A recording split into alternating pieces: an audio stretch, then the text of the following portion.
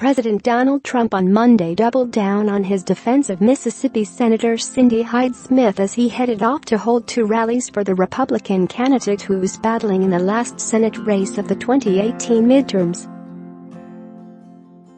He's defended her repeatedly in light of revelations she said she would attend a public hanging, if invited, seen as a shocking statement from a lawmaker who represents a state with a dark history of hangings, and since photos of her appeared dressed in the cap of Confederate Army soldier. "I know her. And I know she apologized. And she misspoke. But I will tell you.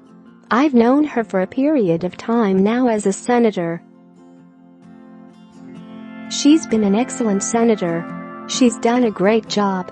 She's somebody that's respected in the Senate," Trump told reporters at the White House before he left to campaign with her. He also said he's spoken to her about her comments, and she feels very badly. "She felt very badly," he said. "She certainly didn't mean that, and it was taken a certain way, but she certainly didn't mean it. And as I understand it, she's already apologized and very strongly." Trump is traveling to Mississippi Monday for two rallies on the eve of her runoff election against Democratic candidate Mike Epps. Hyde-Smith and SP each received about 41% of the vote when four candidates were on the ballot in November. 6. Hyde-Smith was appointed in April to fill Thad Cochran's seat when he stepped down for health reasons. If she wins the November 27 runoff, Hyde-Smith would give Republicans a 53-47 majority in the Senate, shoring up the Trump's line of defense in the upper chamber after Democrats won control of the House. Hyde-Smith did apologize for the public hanging comment at a debate last week in New Tack since her videotaped remark blew up last week, drawing criticism from inside and outside the state. "Share this article. Share for anyone that was offended by my comments. I certainly apologize. There was no ill will, no intent whatsoever in my statement," Hyde-Smith said during the televised debate. She was caught on camera praising a cattle rancher at a November 2 campaign event in Tupelo by saying, "If he invited me to a public hanging, I'd be on the front row."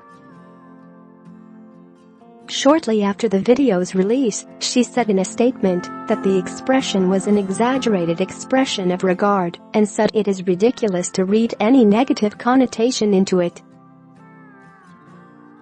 Hyde-Smith is the first woman to represent Mississippi in Congress. SP is a former congressman and U.S. Agriculture Secretary, is seeking to become the state's first African-American senator since Reconstruction. Hours before the debate, President Trump defended her remark when speaking to reporters at the White House, saying that she loves the people of Mississippi and the U.S. It was just sort of said in jest, Trump said last week. "She's a tremendous woman, and it's a shame that she has to go through this." Walmart asked Hyde-Smith to return a $2,000 campaign contribution because of the hanging remark. Walmart spokeswoman Lemia Jenkins said Tuesday that the company donated to Hyde-Smith in November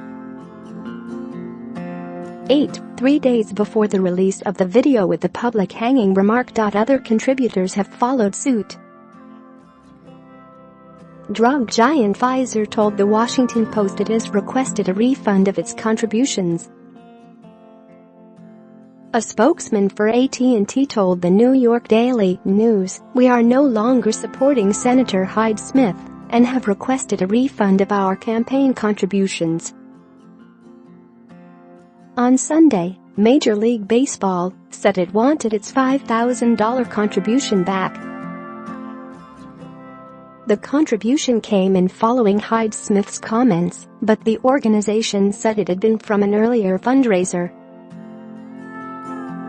The contribution was made in connection with an event that MLB lobbyists were asked to attend, said an MLB spokesman. MLB has requested that the donation be returned. Others asking for their money back include Union Pacific Railroad, Boston Scientific, Amgen, according to a list compiled by the Examiner. Senate races rarely gain national attention in Mississippi, a deeply conservative state.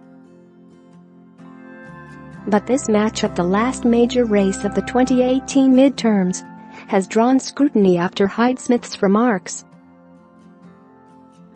The senator also came under fire when a 2014 post on Hyde-Smith's personal Facebook page about her visit to Beauvoir in Biloxi, Mississippi, the last home of Confederate President Jefferson Davis, featured her wearing the cap of a Confederate soldier.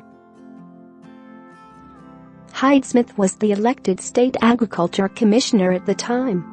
The post was labeled Mississippi History at its best and had 4 photos, including one of Hyde-Smith holding a rifle and wearing a Confederate military cap. "I enjoyed my tour of Beauvoir, the Jefferson Davis home and presidential library located in Biloxi," she wrote on the post. SP, who served in former President Barack Obama's administration, has his own star power campaign for him.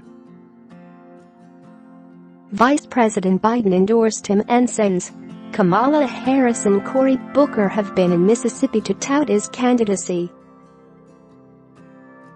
Democrats are hoping to repeat the success they had in a December special election in Alabama, when a surge of African American turnout led to Democrat Doug Jones' defeat of Republican Roy Moore, who had been accused of improper behavior with teenage girls.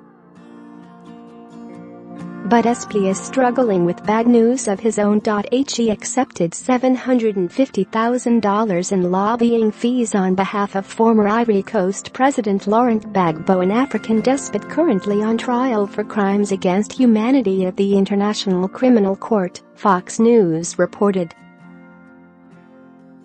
SP told The Hill newspaper he dropped his 3-month contract with the country just a little more than a month on the job and collected just $400,000 of the $750,000.